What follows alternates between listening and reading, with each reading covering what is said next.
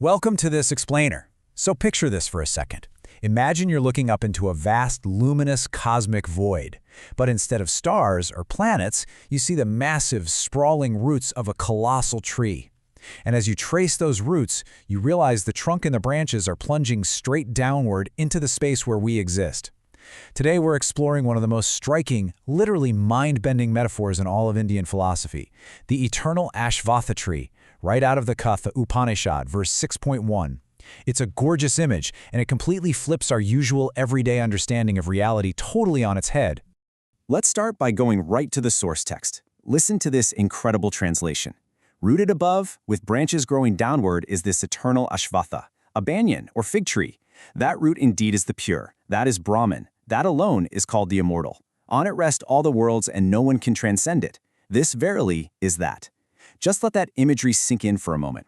A cosmic tree with its roots anchored not in the soil beneath our feet, but up in the heavens. It's a brilliant paradox, isn't it? The foundation of everything we know is entirely inverted. Section 1. The Anatomy of the Cosmic Tree. Okay, let's dive into this. We really need to systematically break down the two halves of this striking visual metaphor.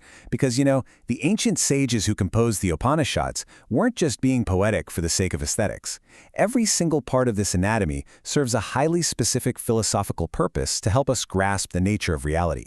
So up top we have the roots above, representing Brahman. That's the supreme cosmic consciousness, the ultimate eternal origin of all existence. Then, cascading downward, we have the branches below, representing the entire manifested universe, and that includes everything: nature, the physical cosmos out there in deep space, our own conscious minds, and the very physical bodies we're walking around in. It perfectly captures the dichotomy of existence. You have this singular, divine origin point branching out into a staggering diversity of material forms. Let's focus on that top half first. The Sanskrit term used here is urdhva moolam, which means rooted above. When we think of a physical tree out in the real world, its life source is buried deep in the dirt, right? Dark and hidden below.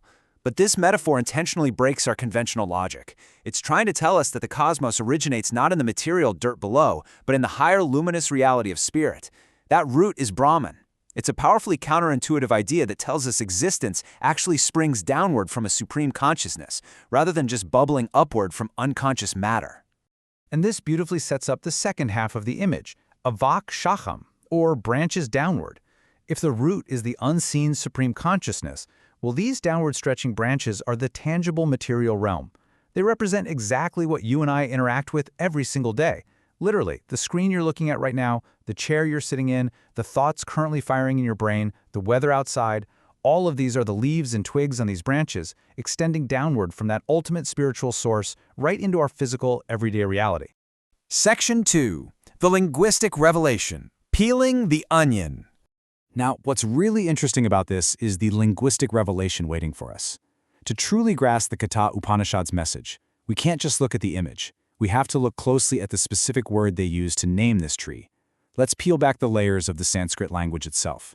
The text specifically names this tree the Ashvatha, and according to traditional commentary, like the brilliant analysis by the famous ancient philosopher Adi Shankara, this word is actually derived from ashwasta.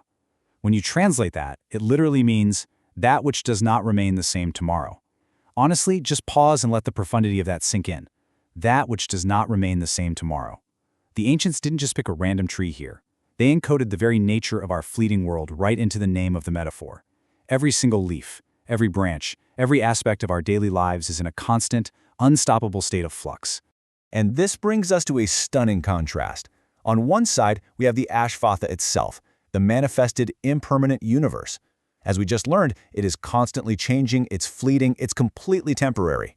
It is the world you and I navigate every single day, where nothing stays exactly the same from one moment to the next.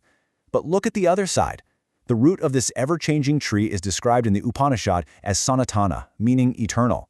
The root is unchanging, immortal, and absolutely pure. So we're living our lives out here in the turbulent, swaying branches, but we are anchored by something perfectly still and enduring. Section 3. The Core Message.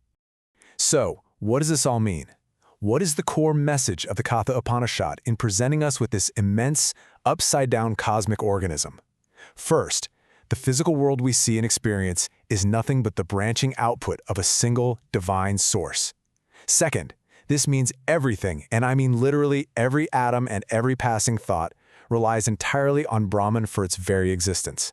Just as a physical branch would instantly wither and die if you cut it from its roots, our universe simply cannot exist without its divine source.